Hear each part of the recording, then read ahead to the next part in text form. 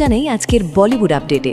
শাহরুখ খানের পুত্র আরিয়ান খানের ডেবিউ সিরিজ দ্য ব্যাডস অফ বলিউডের প্রিমিয়ার থেকে শুরু হয়েছে এক নতুন গুঞ্জন।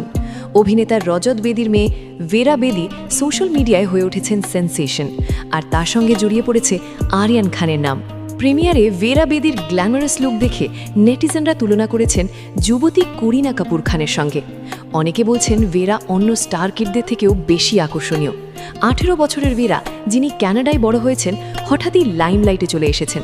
তার বাবা রজত বেদি সিরিজে গুরুত্বপূর্ণ রোল করেছেন, আর ভাই বিবান বেদি আরিয়ানের সঙ্গে অ্যাসিস্ট্যান্ট ডিরেক্টর হিসেবে কাজ করেছেন।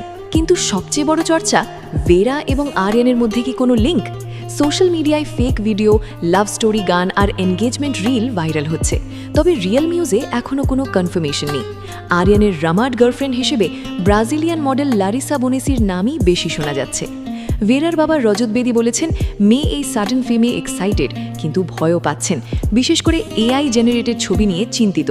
ভেরা এখন কলেজে পড়াশোনা করছেন এবং প্রাইভেট লাইফ পছন্দ করেন। বলিউডের নতুন স্টার কিডের উত্থান নাকি শুধুই গুজব? আপনারা কি মনে করেন?